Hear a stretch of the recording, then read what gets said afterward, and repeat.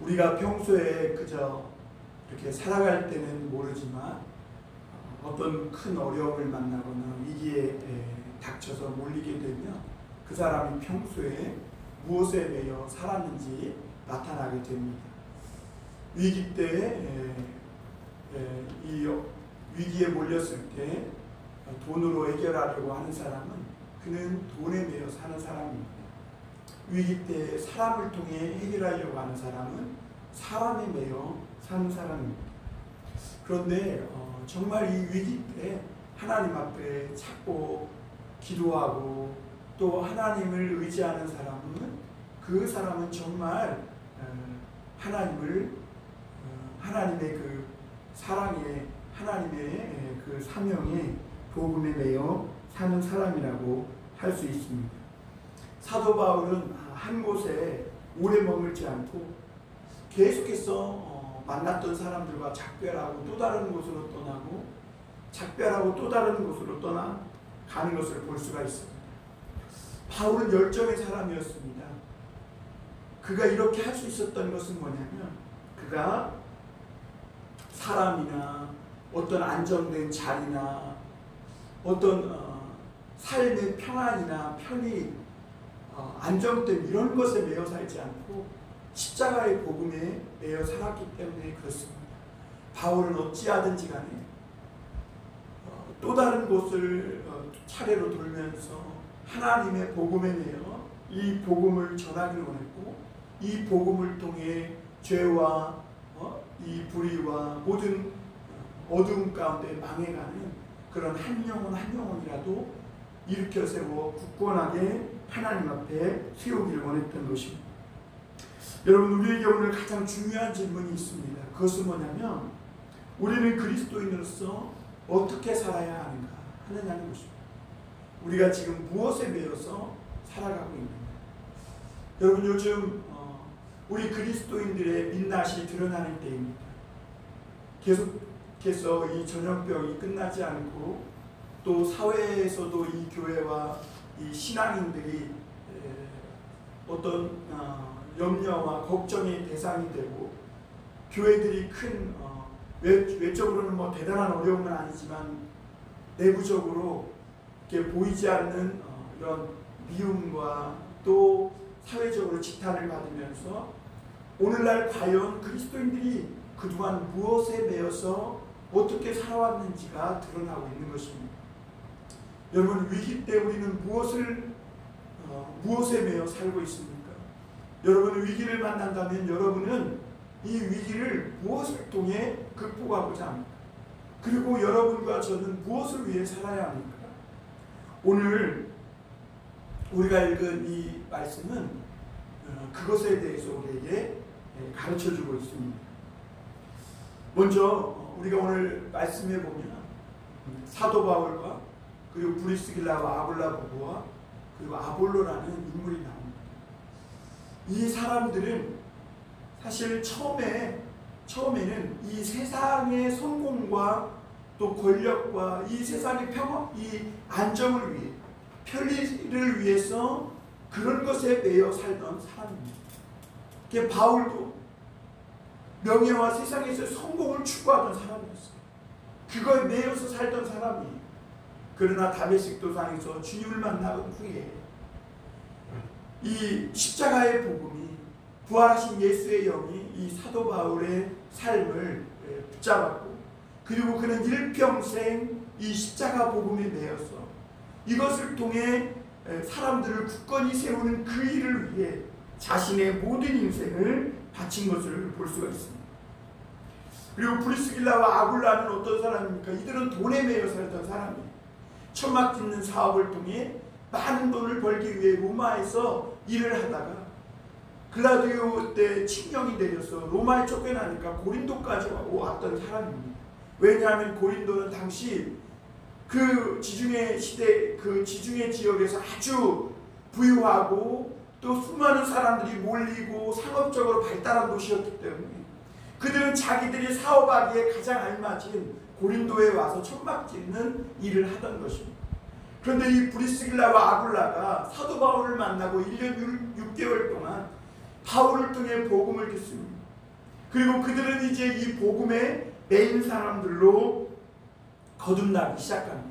그리고 그는 브리스길라와 아굴라는 이제는 하나님께 매여서 이제는 돈에 매인 사람이 아니라 사업을 위해 돈을 쫓는 이 천막 짓는 일을 위해 살아가는 사람이 아니라, 물론 그 일은 버리지 않았지만 이제는 그 일을 위해서 살아가는 것이 아니라 하나님의 복음을 위해서 천막 짓는 일도 하게 되며 살아가는 것을 보게 됩니다. 아볼로는 어떤 사람입니까? 그는 세례 요한의 복음만 알고 있던 사람입니다. 그러니까 이 죄를 회개하는 어떤 죄사함의 은혜에 대해서는 알고 있었지만, 예수 그리스도가 그 십자가에서 죽으시고 부활한 이후에, 그리고 예수님이 가르쳐 주신 그 수많은 말씀들에 대해서는 몰랐던 사람이에요. 그러니까 이 세례 요한의 물세례만 알던 사람이죠. 그것이 전부인 줄 알고 그것에 매여있던 사람입니다. 그러나 브리스길라와 아굴라가 이 아볼로를 데려다가 하나님의 도를 더 정확히 풀어 알려줬을 때, 그는 모든 죄와 사망 가운데서 우리를 깨끗게 하실 뿐만 아니라 부활하여 승리케 하는, 영원한 생명을 얻게 하시는 하나님의 이 예수 그리스도의 은혜를 깨닫고, 예수가 그리스도라는 것을 성경에 능통한 아볼로는 그 하나님의 도를 더 정확하게 깨닫게 해줌으로 말미암아 믿는 사람들에게 많은 유익을 주는 그런 사람으로 변화된 것을 보게 됩니다.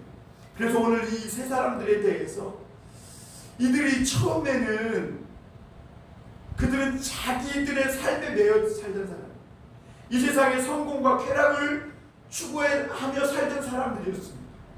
그러나 그들이 십자가의 복음을 체험한 후에는 이제는 이 복음에 매여 사는 사람이 되었고, 그리고 복음에 매여 살던 이 사람들은 다른 사람을 굳건하게 세워주는 일에 헌신되고, 그리고 그 일에 매여서 사는 사람들이 되었다는 것입니다.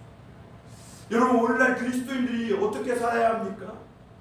자신을 위해서 사는 삶이 아니라 다른 사람을 굳건하게 세워주기 위해 살아가는 그 복음, 십자가의 복음에 매여 사는 삶이 되어야 됩니다. 여러분, 예수 그리스도께서 십자가에 매달려 죽으신 것은 죄로 말미암아 영원히 멸망할 수밖에 없는 우리를 그 죄와 사망 가운데서 다시 일으켜 주시기 위함인 거예요. 우리가 복음을 가지고 산다, 우리가 그리스도인으로 산다는 것은 내 자신의 삶을 포기하고 다른 사람들을 일으켜서 굳건히 세워주는 일을 위해 부름받은 사람인 것입니다. 그런데 오늘 그리스도인이 그렇게 못 사는 거예요. 오늘날 수많은 그리스도인들이 이 땅에서 자신의 성공과 어떤 자신의 목적과 명예를 이루기 위해서 하나님을 이용합니다. 자기의 욕망을 채우기 위해서 하나님이 도와주시면 조금 더 자기가 성공할 수 있고, 하나님이 도와주시면 대기업에 들어갈 수 있고, 하나님이 도와주시면 자기가 원하는 대학에 들어갈 수 있고, 하나님이 도와주시면 자기가 원하는 것을 이룰 수 있다고, 이런 야망과 욕심에 사로잡혀 삽니다. 이것은 오늘날 그리스도인들의 올바른 삶의 모습이 아닙니다. 진정으로 그리스도를 만나고 예수가 그리스도이심을 믿는 사람들은요, 오늘 바울처럼 브리스길라와 아굴라처럼 그리고 아볼로처럼 삶이 완전히 뒤집혀지는 역사가 있게 되는 것입니다. 오늘 먼저 18절 말씀 보겠습니다. 바울은 더 여러 날 머물다가 형제들과 작별하고 배 타고 수리아로 떠나갈새 브리스길라와 아굴라도 함께 하더라. 바울이 일찍이 서원이 있으므로 갱그리아에서 머리를 깎았더라. 바울은 고린도에서 1년 6개월을 머물렀습니다. 이 고린도가 얼마나 우상이 가득했던지 바울은 이 고린도에 들어가면서 굉장히 심히 마음에 두렵고 떨었다고 했습니다. 그래서 오늘 말씀을 보면 바울이 일찍이 소원이 있었으므로 갱그리아에서 머리를 깎았더라. 이게 무슨 말이냐면, 바울은 이 고린도에서 그 우상이 가득하고 심히 두렵고 떨린 마음이 있을 때 하나님 앞에 서원하며 1년 6개월을 보냈다는 거예요. 그러니까 하나님 앞에 작정을 한 거예요. 머리를 안 깎기로. 유대인들은 무언가 마음에 간절한 소원이나 작정함이 있을 때 하나님 앞에 소원하고 이 머리에 삭도를 대지 않았거든요. 그래서 이 바울도 이 고린도에 하나님께서 그 밤중에 고린도에 온 바울에게 나타나서 이 백성 중에 이 고린도에 내 백성이 많다.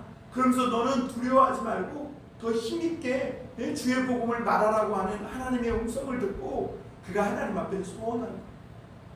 그리고 그 하나님의 말씀에 매여서 어떻게든지 그 하나님의 뜻을 이루기 위해서 자기의 머리에 삭도를 대지 않는 이 소원을 하고 아마 그랬을 것 같아요. 내가 죽더라도 하나님의 말씀을 붙들고 여기서 주의 복음을 전해야 되겠다. 그러면서 두렵고 떨린 마음을 바울은 이기고 나갔던 것이죠. 그리고 1년 6개월을 이 고린도에서 보낸 것입니다. 그리고 마침내 이제 이 고린도를 떠나게 될 때 이제 그 서원 기간이 끝났으므로 머리를 깎고 단정하게 한 후에 이제는 그 고린도를 떠나 그가 목회하던 수리아 안디옥으로 돌아가기 위해서 차비를 한 것이라고 볼 수가 있습니다.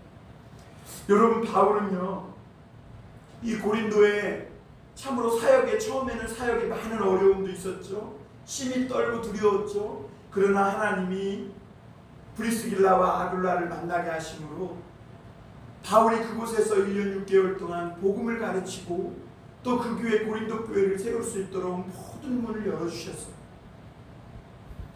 여러분, 그리고 이 사도 바울은 1년 6개월에 동안 그곳에서 말씀을 가르치고 강론함을 통해서 많은 고린도 사람들이 주님께 돌아오는 역사가 있었습니다.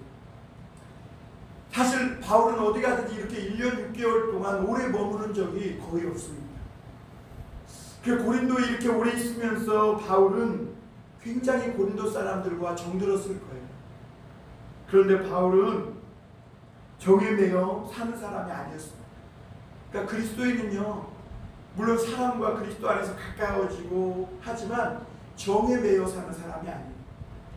그리스도인은 언제나 하나님의 말씀에 매여 사는 사람이에요. 하나님이 가라 하면 가고 머물라 하면 머무는 거예요. 주님이 떠나라 하면 작별하고 떠나는 거예요.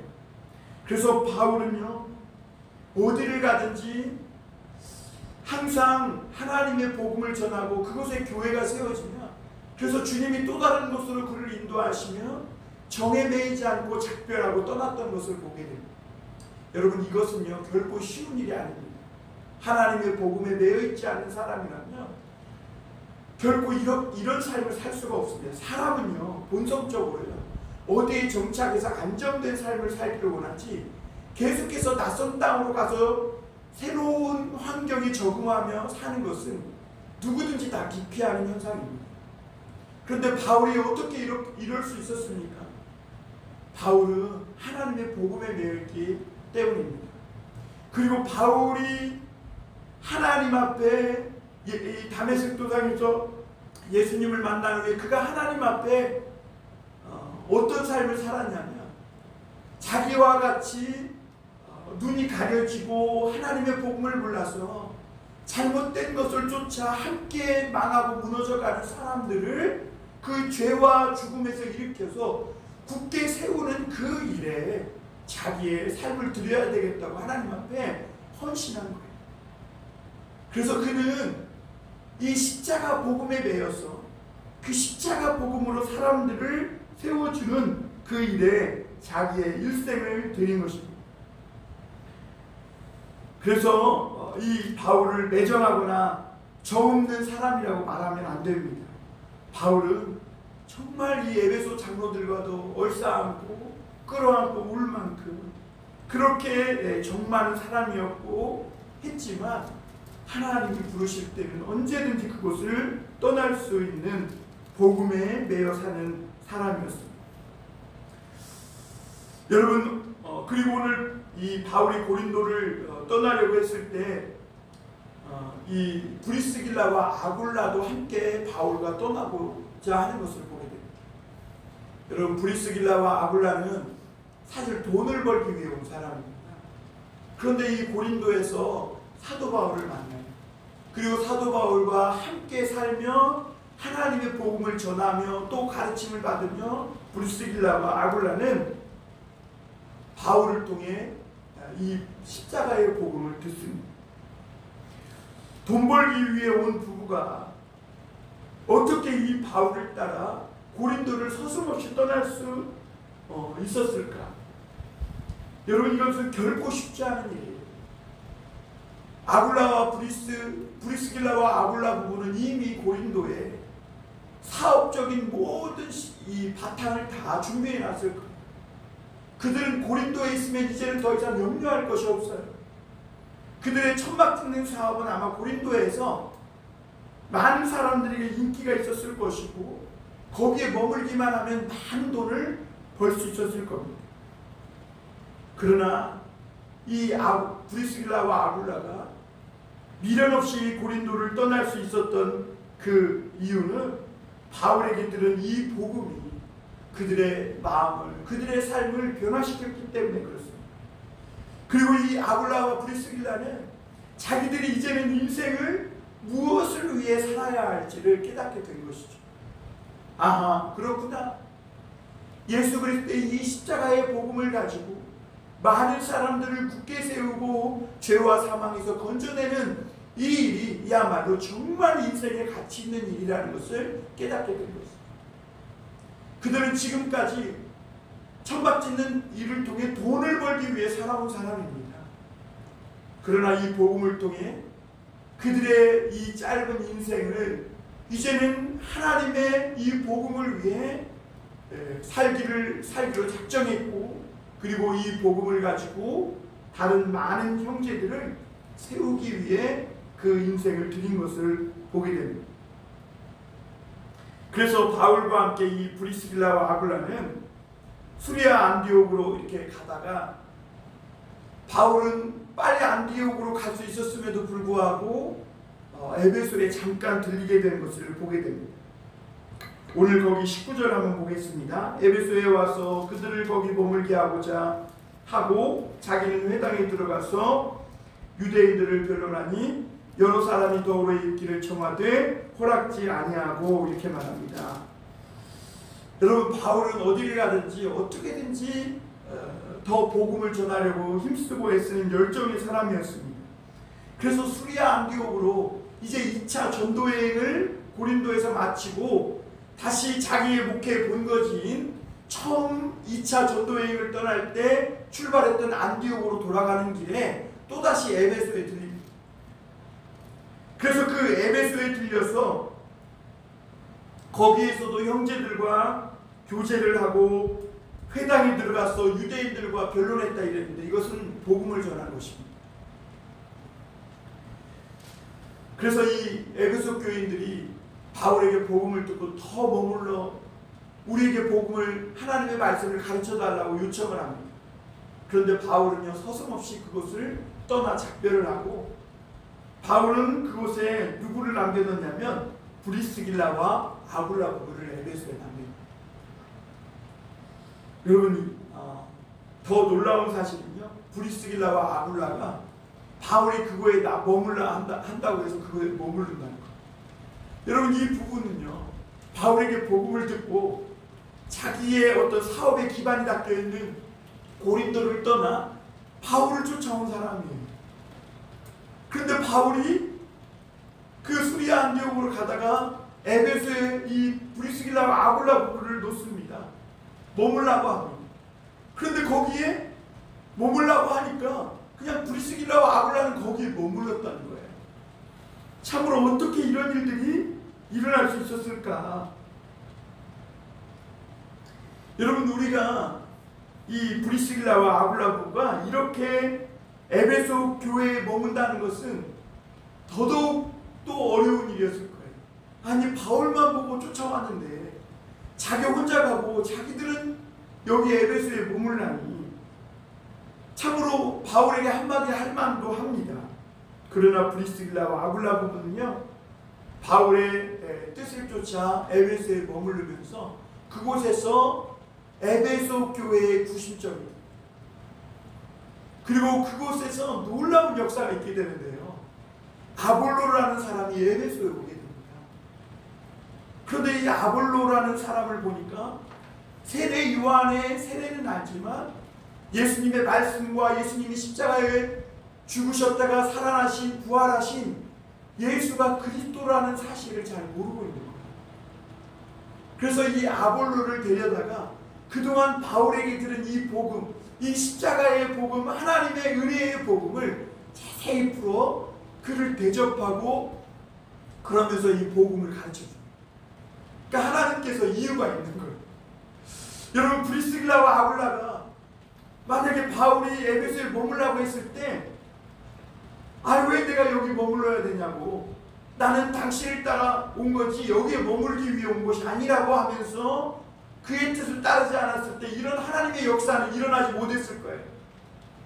그런데 여러분, 아굴라와 브리스길라 부부가 바울의 뜻을 쫓아 여기에 머무는 에베소에 머물면서 아볼로라는 사람을 하나님의 십자가의 복음으로 다시 굳게 세우고, 그리고 또 이 아볼로는 또 다른 지역에 가서 이 복음을 통해서 하나님의 은혜로 말미암아 많은 유익을 주고 형제들을 굳게 세우는 것을 보입니다. 여러분, 그리스도인의 삶이 바로 이런 것입니다. 자기의 뜻과 자기의 어떤 목적을 성취하기 위해 살아가는 사람들이 아니라 하나님의 은혜의 복음을 가지고 하나님의 뜻을 쫓아 다른 사람을 굳게 세우기 위해 살아가는 사람들이랍니다. 여러분, 오늘 그럴 때 하나님은 이 그리스도인들을 통해서 놀라운 역사를 일으키시고 죄와 사망으로 죽어가는 많은 사람들을 일으킬 뿐만 아니라 은혜의 복음으로 세우셔서 하나님께서 하나님의 구원의 놀라운 역사를 이루어가시는 것을 보게 됩니다. 여러분, 우리 21절 22절 한번 보겠습니다. 작별하여 이르되 만일 하나님의 뜻이면 너희에게 돌아오리라 하고 배를 타고 에베소를 떠나 가이사라의 상류가에 올라가 교회의 안부를 물은 후에 안디옥으로 내려가서 이렇게 말합니다.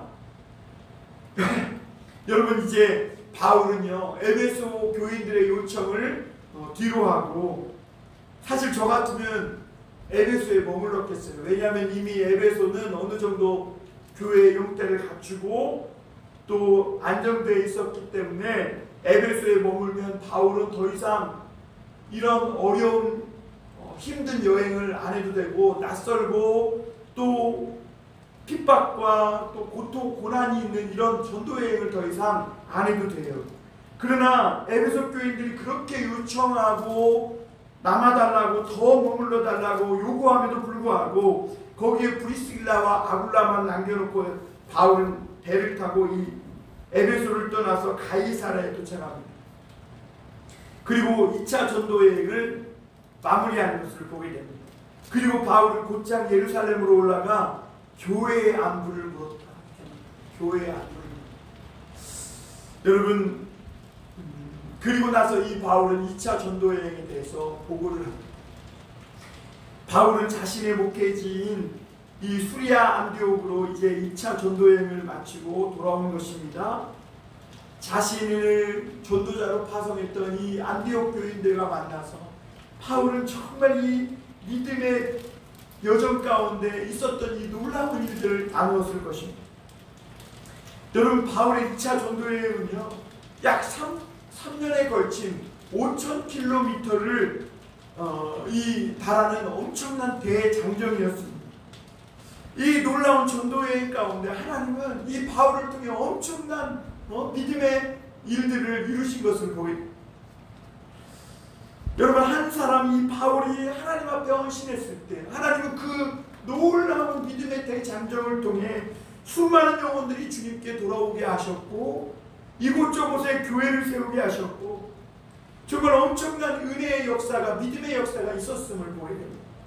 그리고 안디옥으로 돌아와 바울이 안디옥의 성도들과 이 큰 믿음의 역사, 하나님이 함께 하셨던 그 섬세한 주님의 인도하심을 이야기했을 때 안디옥 교회 성도들은 정말 큰 은혜와 감동을 받았다는 것입니다. 여러분, 그리스도인들은 어떤 사람들입니까? 이렇게 십자가의 복음에 매여서 그리스도 안에서 믿음의 이야기를 만들어가는 사람입니다. 여러분, 오늘 우리는 어떤 믿음의 이야기를 만들었습니까? 우리는 지난 한 주, 지난 한 달 동안, 아니 지난 6개월 동안 어떤 믿음의 이야기를 만들었습니까? 여러분, 우리는 너무나 작은 어려움에도 자주 낙심하고 소망을 잃고 실망하고 자빠지면서 남을 세워주기는커녕 나도 헤매고 방황하고 하나도 믿음의 역사라고는 눈씻고 찾아볼 수 없는, 너무나 쉽게 패하고 좌절하는 그런 그리스도인으로 살지는 않았습니까? 세상에서 돈 버는 일, 성취하는 일, 세상에서 즐거움과 재미를 쫓는 세상의 삶의 이야기만 만들고 정작 믿음으로 살아온 이야기, 믿음으로 위기를 극복하고 믿음으로 고난과 어려움을 이기고 믿음으로 사도 바울처럼 위기 가운데에서도 두려움 가운데에서도 하나님의 말씀으로 믿음으로 이겼던 그런 믿음의 이야기를 여러분 얼마나 만들고 사셨습니까? 여러분, 믿음으로 만들지 않는 인생은요, 믿음으로 엮어가지 않는 인생은 그 인생이 아무리 화려하고 두터워 보여도요 한낱 안개와 같고 뜨거운 바람이 불 때 말라 비틀어 버리는 풀과 같습니다. 여러분, 오늘도 그리스도인들은 이렇게 믿음의 이야기로 삶을 엮어가는 사람들입니다. 우리 인생에는요 세상 사람들과 똑같이 위기와 어려움이 있어요. 여러분, 코로나19 바이러스가 오면요 믿는 사람들에게는 안 오고 믿지 않는 사람들에게만 오고 이런 게 아니에요. 여러분, 때야끝과 태양이 막 폭염이 오고 장마가 와서 어려움을 당하면 믿는 사람들은 안 당하고 믿지 않는 사람들만 당하는 게 아니에요. 그러면 믿지 않는 사람과 믿는 사람이 무엇이 차이가 있는가? 믿지 않는 사람들은요 그런 어려움과 위기 속에서 그 모든 일들을 다 당하면서 그냥 그렇게 좌절하며 소망을 갖지 못하고 그렇게 살아요. 그러나 믿는 사람들에게 다른 점은 뭔가? 그런 어려운 일들 속에서 하나님의 말씀과 그리스도의 은혜로 믿음으로 그런 모든 위기 속에서도 아름다운 열매를 맺어가는, 나뿐만 아니라 소망을 잃고 좌절하고 방황하는 사람들을 하나님의 말씀으로 굳게 세워주고 좌절함 속에서 소망을 주고 낭만함 속에서 희망을 주어서 이렇게 세워주는, 굳건하게 세워주는 이런 믿음의 이야기를 만들어가는 사람들이 그리스도인이다. 이런 능력이 우리에게 있는 겁니다. 바로 십자가의 복음이 그거죠. 예수 그리스도가 십자가에서 달려 죽으심으로 우리 죄인인 우리들을 살려 일으켜 세워주고 굳건하게 오늘 믿음으로 설 수 있도록 은혜와 성령을 불붙듯이 부어주시듯이 오늘 우리도 그 십자가의 복음으로 정말 죽을 수밖에 없는 이 세상이지, 고난의 연속이요, 어려움의 연속이요, 정말 절망할 수밖에 없고 낭망할 수밖에 없는, 정말 이 떼약볕이 하루 종일 우리 목덜미를 태우듯이 내리치는 이런 폭염의 세상이지. 그러나 이 속에서도 우리가 그 죽음을 이기시고 부활하신 이 예수 그리스도의 십자가의 복음으로 승리할 수 있고 영원한 소망이 있음을 전하며 믿음의 이야기를 엮어가는 삶을 사는 사람들이 그리스도인이라는 것입니다. 그래서 사도 바울은 이 일을 위해서 23절에 보면요 이렇게 말합니다. 얼마 있다가 떠나 갈라디아와 부르기아 땅을 차례로 다니며 모든 제자를 굳건하게 합니다. 여러분, 바울은요 이 2차 전도여행을 5,000km에 달하는 이 엄청난 전도여행을 마치고 데살로니가와 베레아와 아덴을 거쳐 고린도에 이르러 에베소에 이르러 이 얼마나 많은 이야기를 하고 싶었겠어요. 해도 끝이 없지 않겠어요. 그러나 여기서도 또 작별하고 얼마 조금 있다가 또 떠나는 것을 보게 됩니다. 여러분, 그리스도인들은 이렇게 떠나고 또 떠나는 사람들입니다. 우리의 삶의 목표는, 우리의 삶의 뿌리는 이 세상이 아니라 하나님 나라예요. 이곳에서는 우리가 머물고 정착할 곳이 없어요. 우리는 천국을 향한 천국 노마드의 삶을 사는 사람들입니다. 그러므로 여러분 세상 일에 너무 빠지지 마시길 바랍니다. 세상이 어렵다고 너무 낭망하지 마시고 세상이 좋다고 너무 거기에 매이지도 마시길 바랍니다. 오늘 우리의 힘있고는 하늘에만 있고 오늘 우리는 하늘나라를 향해 나아가는 사람입니다. 우리는 하늘나라를 향해서 나아가면서 우리 주변에 있는 우리가 만나고 만나는 오고 오는 모든 사람들을 하나님의 십자가의 복음으로 굳게 세워주고 그들도 이 천국 노마드의 삶, 천국을 향해 가는 이 순례자의 삶에 동참하여 함께 나아갈 수 있도록 이끌어주는 사람들이라는 것을 오늘 우리가 깨닫게 됩니다. 그래서 이 사도 바울은 그 엄청난 대장정의 2차 전도여행을 마치고 수리아 안디옥으로 돌아온 후에 잠깐 있다가 또 안디옥을 떠납니다. 여러분 좀 쉴 수도 있잖아요. 여러분 그 5,000km나 되는 얼마나 고생이 많았어요. 데살로니가에서는 맞아 죽을 뻔했잖아요. 여러분 아덴에서도 막 그 엄청난 정신적인 어려움이 얼마나 철학자들과 그 많은 사람들을 상대하면서 얼마나 에너지가 빼앗겼겠어요. 충분히 바울을 쉴 자격도 있고 사람들로부터 영광을 어떻게 보면 칭찬과 인정을 받을 자격도 있죠. 그러나 바울은 얼마 안 있다가 잠깐 있다가 떠나 이렇게 말합니다. 그러니까 사람의 영광을 구하지 않은 것이죠. 오직 하나님의 은혜와 복음을 나누고 하나님께서 바울을 통해 행하셨던 이 믿음의 일들을 나눈 후에 잠깐 있다가 안디옥을 또 떠납니다. 그리고 이제는 6년에 걸쳐 마지막 3차 전도여행을 사도 바울이 시작합니다. 이 바울의 3차 전도여행은요 1차 전도여행, 2차 전도여행처럼 수리아 안디옥에서 시작합니다. 그러나 다른 점이 있어요. 1차 전도여행, 2차 전도여행은 바울이 그 많은 지역을 돌고 복음을 전한 후에 수리아 안디옥으로 귀환했지만 3차 전도여행은요 6년간의 이 전도여행을 마친 후에 안디옥으로 다시 돌아오지 못합니다. 이 안디옥 성도들은 바울이 다시 돌아와서 1차, 2차 전도여행 때처럼 3차 전도여행에서도 하나님이 행하신 이 놀라운 믿음의 일들을 또 하나님의 기적과 능력이 나타났던 복음의 역사를 말해주기를 기대하고 고대하고 있었을 거예요. 그러나 바울은 안디옥 성도들과 이 3차 전도여행을 떠나면서 다시 만나지 못했습니다. 왜냐하면 3차 전도여행을 끝낸 바울은요 예루살렘에서 유대인들의 고소로 체포되어서 가이사라의 감옥에 있다가 로마로 압송되어 로마에서 참수형을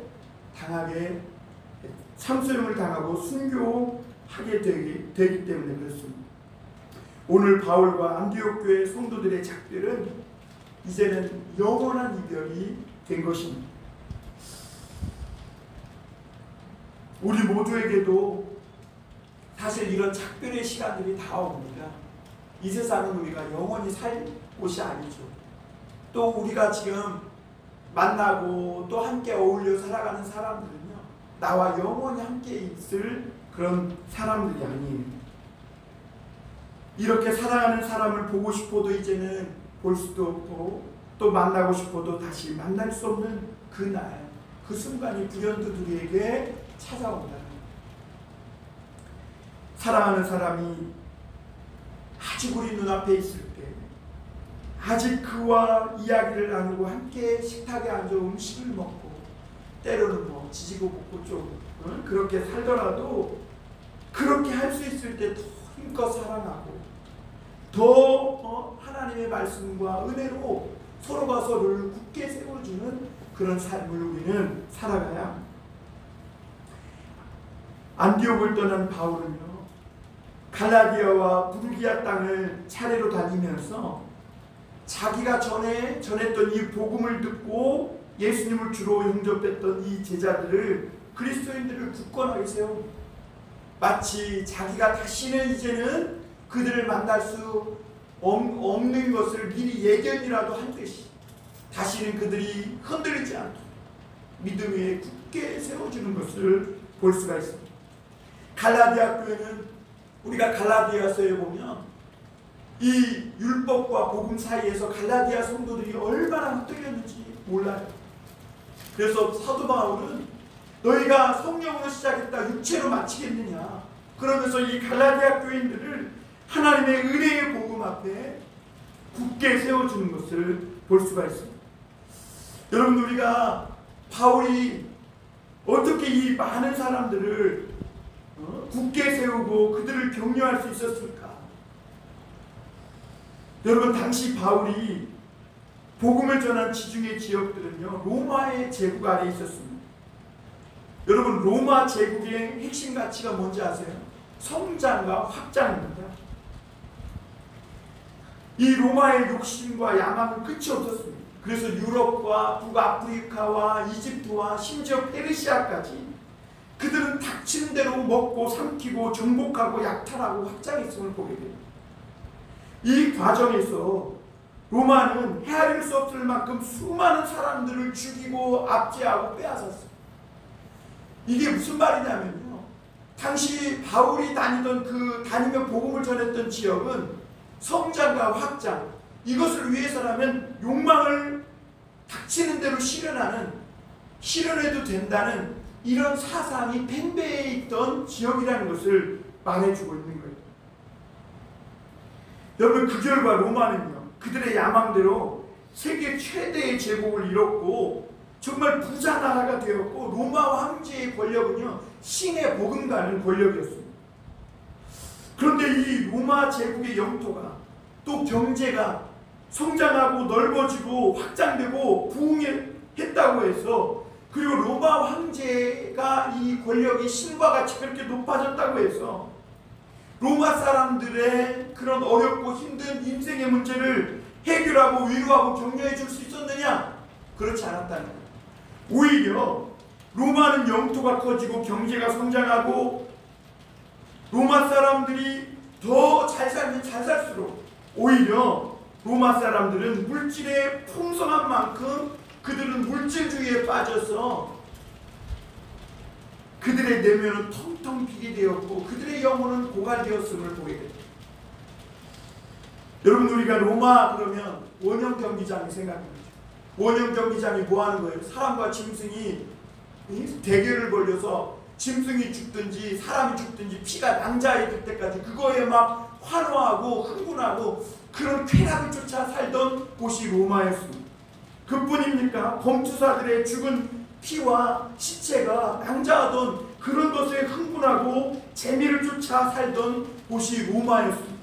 여러분, 로마 사람들이 그렇게 넓은 영토를 확장하고 경제적으로 부흥하고 엄청난 힘과 권력을 누렸음에도 그들의 영혼은 텅텅 비어서 이런 사람을 죽이고 생명을 죽이는 이런 것이 아니면 삶의 의미와 기쁨을 누리지 못할 만큼 그들의 영혼은 인간화되어 있었고 짐승만 또 못한 그런 사람들로 변해 있었음을 보게 됩니다.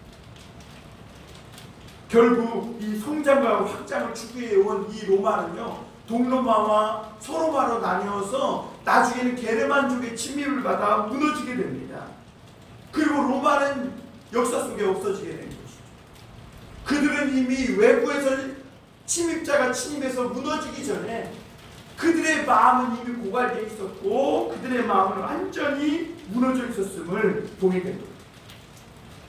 이런 로마 제국의 사도 바울은요, 그 많은 여러 지역을 다니면서 한 번도 세상에 이런 성장과 확장, 이런 권력, 이런 세상의 것들로 말미암아 사람이 세워질 수 있다고 한 번도 말한 적이 없어요.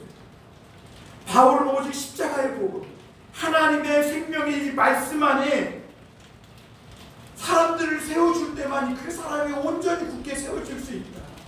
그렇게 십자가의 복음을 외치고 다닌 것입니다. 그러니까 당시 로마 제국이 다스리던 사상과 그 정신과는 완전히 반대되는 십자가의 복음만이 사람을 살릴 수 있다고 전하고, 그리고 그것을 전하고 복음을 가르쳤을 때 진짜로 사람들이 세워지고, 아굴라와 또 브리스길라, 또 브리스길라와 아굴라는 아볼로, 이렇게 사람들이 세워지고 고린도 교회와 에베소 교회와 부르기아와 갈라디아 땅이 세워지는 이런 놀라운 역사가 있었음을 보게 됩니다. 그리고 이 복음은 사라지지 않고 오늘날까지 이어지고 이어져서 오늘 우리를 예수 그리스도 안에 믿음으로 굳건하게 세워지는 그런 놀라운 능력이 된 것입니다. 그래서 고린도전서 2장 1절에서 2절에 보면요, 형제들아 내가 너희에게 나아가 하나님의 증거를 전할 때에 말과 같이 아름다운 것으로 하지 아니하였나니 내가 너희 중에서 예수 그리스도와 그가 십자가에 못 박히신 것 외에는 아무것도 알지 아니하기로 작정하였습니다.